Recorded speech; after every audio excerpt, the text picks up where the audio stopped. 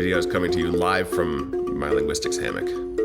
All right, what I've got here is a list of language names that sometimes make my students giggle or do other interesting things, in no particular order.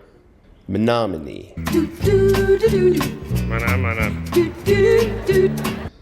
Defeca.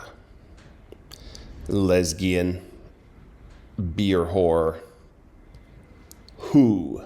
The guy on first. Who? The first base. Who is on first? Have you got a first baseman on first? Certainly. Then who's playing first? Absolutely. Ge'ez, it doesn't work so well in speech, but when it's spelled, it looks like G's. Bench. A chair on. A chair on what? Karen. Maybe it's Karen. Years ago in grad school, my friend was working on consonant-tone interaction, and he was doing like pairs of languages each week. And one week, his pair of languages were the meow languages and ket. Meow is usually Mongolic. But there's other interesting names. For example, she is spoken, or she, looks like English she. She is not to be confused with a bench. And HMU, which is probably moo, but, you know, looks like hit me up. That's not slave, that's slavey. Norn, Nassau. Anus pudenda speaks for itself.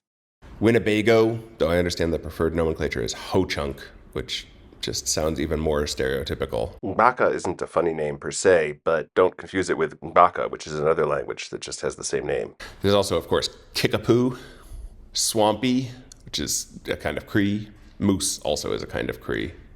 Beaver, the prostitutes Argo of Addis Ababa. The Welsh name for Welsh is actually Cymraeg, Doomy, Moor, Barito. Malagasy actually came from one of the Barito languages.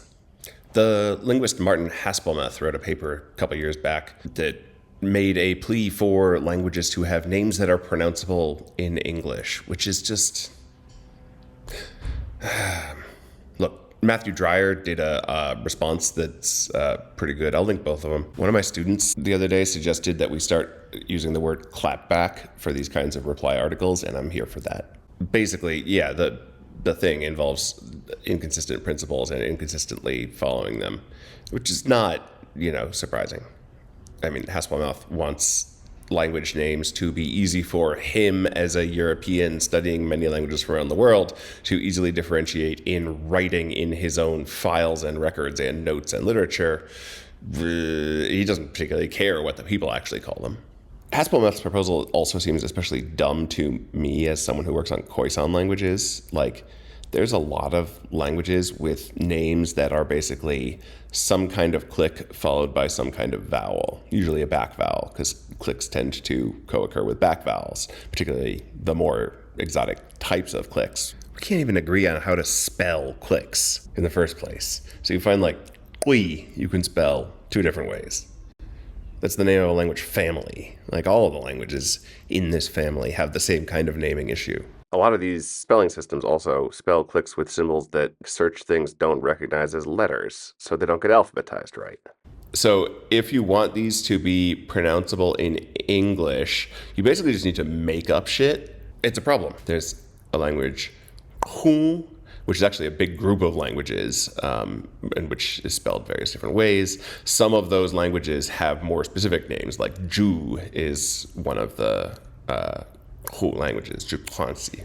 There's also the language Khoisan, which is not related to Hu. It's from a completely different language family. Neither of these, of course, are related to Khoisan, but the names are obviously similar. Why are the names similar? Well, probably it's because this is a word that was used as a label across many different communities, and so it came to be the preferred nomenclature for people in various different places, but with different forms of pronunciation, as often is the case. Fun fact, Pennsylvania, Dutch country in America, does not have Dutch people. Dutch comes from Deutsch, which is just the German word for German, and which used to just mean of the people. But pronunciations change over time in different ways in different languages, and so now you get one language called Dutch and another language called Deutsch. That's not a distinctly European thing. You get the same thing in Southern Africa, so like Kwe and Kwekwe and Khoikhoi and Kwe and Khoi are all just versions of the word for person. So how would you adapt khon? Well, you can adapt it as ku,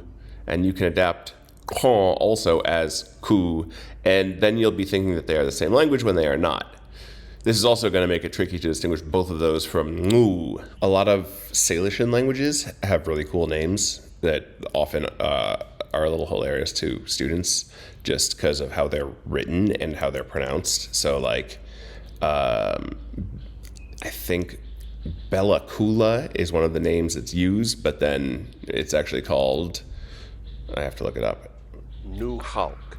There's Stetmkach, there's Squamish. I do have a friend who uses the name Squishy 7 Mesh to describe a particular language. I don't think he would do so to speakers of that language because he's not doing it to be disrespectful, but it is a kind of a cutesy reading of the name.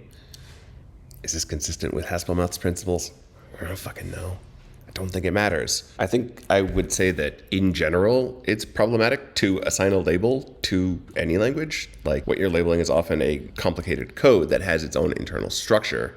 And sometimes you use that name for the internal part too, and sometimes we don't. And yeah, Haspelmouth doesn't even touch on a famous problem with names, and that is what's called the Scunthorpe problem. Scunthorpe being a place in England with a name that contains within it a sequence that is impermissible according to, common internet profanity filters and whatnot, right? So if you have something that blocks the word, it's going to block Scunthorpe. Yeah, the boss is being a real catch you next Tuesday. If you're going to say we should deviate from actual names towards just more pragmatic labels, well, why not fix this too? Basically, names themselves are inherently problematic.